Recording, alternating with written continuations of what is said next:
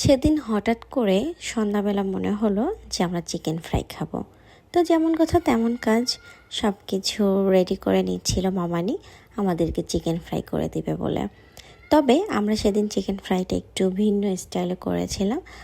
মূলত আমরা always KFC style করে থাকি বা ওটাকে লাইক করি, বাট সেদিন হচ্ছে মামানি একটু তার ওয়েতে করেছিল, বাট মজা হয়েছিল।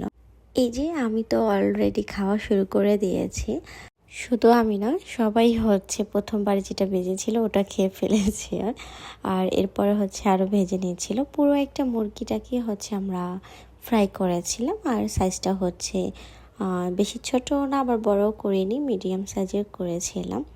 এই তো আমাদের সবগুলো ভাজা শেষ।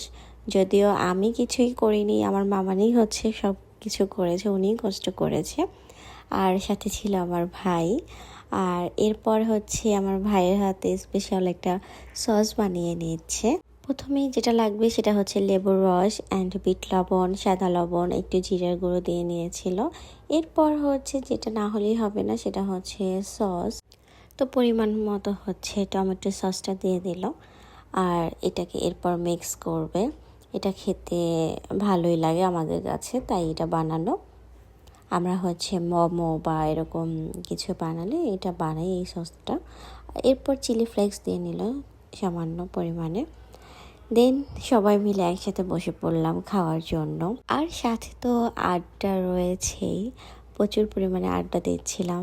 আমরা কাজিনরা একসাথে হলে আমাদের তো আড্ডা দেওয়া শেষই হয় না, অনেক অনেক গল্প আর অনেক মজা করি। দেন হচ্ছে কোল্ড ড্রিঙ্কস খেয়ে নিয়েছিলাম। আর এই ছিল আজকে ভিডিও। আল্লাহ হাফেজ।